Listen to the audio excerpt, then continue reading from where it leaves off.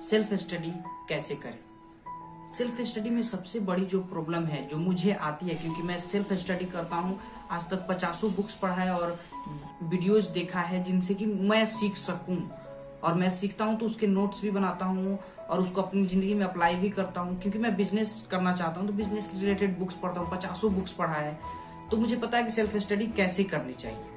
अब बात करते हैं कि सेल्फ स्टडी में सबसे बड़ी प्रॉब्लम क्या है। सबसे बड़ा प्रॉब्लम है कि मन ही नहीं लगता, मन ही नहीं करता पढ़ने को, क्योंकि कोई क्लासरूम है नहीं जहाँ पे टाइम टेबल से जाना है, टाइम टेबल भी नहीं है कोई, और अपने मन से पढ़ना है तो मन ही तो नहीं करता। तो इंस्पिरेशन कहाँ से आए पढ़ने के लिए? तो इंस्पिरेशन लाने के लिए मैं दिन भर काम करूं चाहे नहीं करूं, मैं रात को ठान के रखता हूं कि मैं रात को काम करूंगा, मैं रात को आधे घंटे ही काम करूंगा बट करूंगा, रात को आधे घंटे ही पढ़ूंगा लेकिन पढ़ूंगा, और एक टास्क उसमें कंप्लीट करता हूँ आधे घंटे में। जैसे 3 क्वेश्चन हल कर लिए, जैसे 10 पेज पढ़ लिया किसी बुक का, मतलब एक टास्क को पूरा करता हूँ। अपने आप को एक गोल देता हूँ कि मैं अगले 30 मिनट में इस बुक के 20 पेज पढ़ूंगा, तो 20 पेज मैं पढ़ देता हूँ, और जैसे भी पढ़ता हूँ पढ़ देता हूँ। उससे क्या होता है कि डोपामिन रिलीज होता है, जिससे कि मेरा और मन उत्साहित होता है पढ़ने के लिए। और रात को मैं बैठ के लिखता हूँ कि मुझे कल दिन में क्या क्या करना चाहिए, उसकी पूरी डिटेल लिखता हूँ। 1 पेज कम से कम तो लिखता ही हूँ। उससे क्या होता है कि मेरा माइंड जो है रात भर सबकॉन्शियस माइंड में वो बातें घूमती रहती है, और सुबह उठते ही वही बात याद आता है मुझे ये करना है।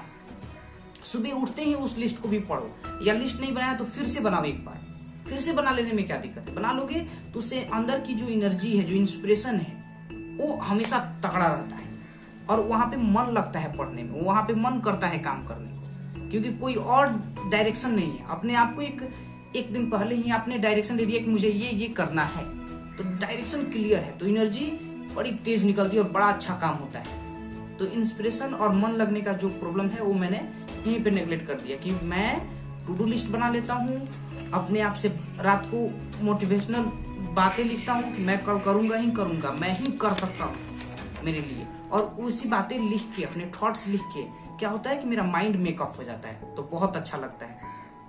अब चलते हैं कि कौन से प्लान्स को मैं फॉलो करता हूँ। तो दूसरा प्रॉब्लम और उसका सॉल्यूशन क्या है। हम क्या करते हैं कि हमको बहुत ज्यादा पढ़ना होता है, और हमको होल सब पढ़ने की जरूरत भी नहीं है, लेकिन हम सब पढ़ने की कोशिश करते हैं, इसलिए कुछ भी नहीं पढ़ पाते। तो वैसा नहीं करना है, कम पढ़ो, डिटेल्ड पढ़ो, मतलब चूज करो कि मुझे क्या पढ़ना है। जैसे मैं बुक्स पढ़ने पे आऊं तो बुक्स बहुत है, हजारों हैं, तो मैं क्या करता हूँ कि स्पेसिफिक बुक्स पढ़ता हूँ, उनके रिव्यूज देख के तब उनको स्पेसिफिकली चूज करता हूँ। उसी तरह से आप अपने चैप्टर देख लो, अपने क्वेश्चंस देखो, जैसे बोर्ड मॉडल क्वेश्चंस आते हैं तो बोर्ड मॉडल क्वेश्चंस पे ही ज्यादा फोकस करो, उनको डिटेल में पढ़ो। उनको जब डिटेल में पढ़ोगे तो फायदा आपको ये होगा कि वो अगर क्वेश्चन आ गया, उससे रिलेटेड कोई क्वेश्चन आ गया, क्योंकि वो इंपॉर्टेंट है तो उससे रिलेटेड भी आता है, तो आपको ज्यादा चांसेस है कि आप हिट कर पाओगे उसको। तो जो इंपॉर्टेंट क्वेश्चंस हैं, क्योंकि हर चैप्टर और आपके टीचर बता देंगे, ऑनलाइन मिल जाएगा ये चीज कि कौन सा क्वेश्चन है जो इम्पोर्टेंट है, उन क्वेश्चंस के मतलब अंदर घुस जाओ पूरा, उनको अच्छे से याद कर लो। एक चीज उठाओ, मात्र कितना, एक, लेकिन उसको अच्छे से याद करो, एकदम ऐसा घोर के बोलते चाय में डालो और पी जाओ, वैसा कर दो। तो इम्पोर्टेंट चीजों पे जितना ज्यादा आप फोकस करोगे, वो डिटेल्ड में फोकस करोगे, तो उतना ज्यादा आपको याद होता है वो चीज, क्योंकि कम काम करना है ना, तो ज्यादा माइंड में नहीं हटता है, सब चीजें नहीं हट सकती, तो इंपॉर्टेंट पे फोकस करो, इंपॉर्टेंट को याद करो। वैसे भी अब एग्जाम आने वाले हैं, तो इंपॉर्टेंट पे फोकस नहीं करोगे तो पूरा सिलेबस आप कवर भी नहीं कर सकते, ठीक है। तो इंपॉर्टेंट चैप्टर्स हो गए, इंपॉर्टेंट क्वेश्चंस हो गए, उनको डिटेल में घुस जाओ उनके अंदर, और उनको निकाल के उनका निचोड़ निकालो, और उनके बारे में पूरी जानकारी रखो। इससे क्या होगा कि आपको सबकॉन्शियसली वो माइंड सेट हो जाएगा कि वो याद है मुझे, और उसको आप लिख पाओगे, याद भी करने की जरूरत नहीं होती है। अगला पॉइंट ध्यान से समझना, A1 पेपर प्लान।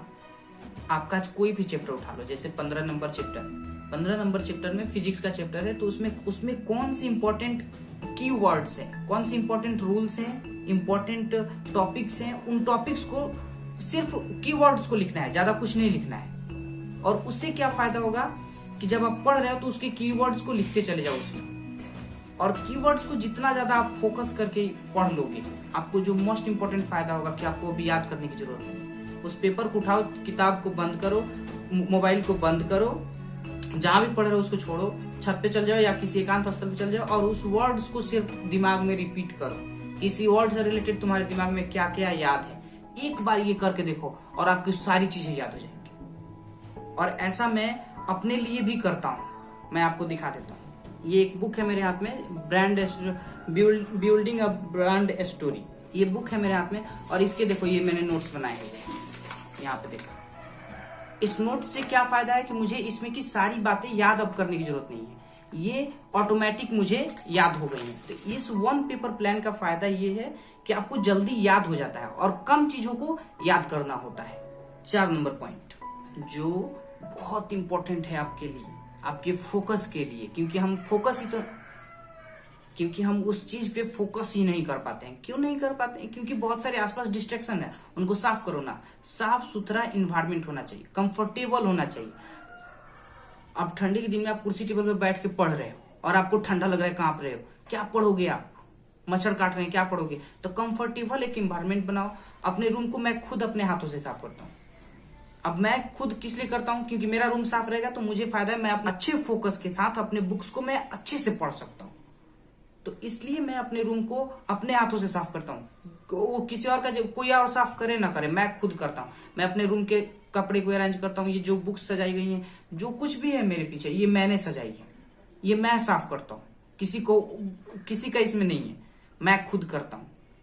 तो इससे क्या होता है, साफ सुथरा, जितना अपना टेबल हो सके उतना साफ रखो। Distraction free environment creates your focus. Mind focus हो जाएगा, एकदम वन चीज पे आपका फोकस हो जाएगा।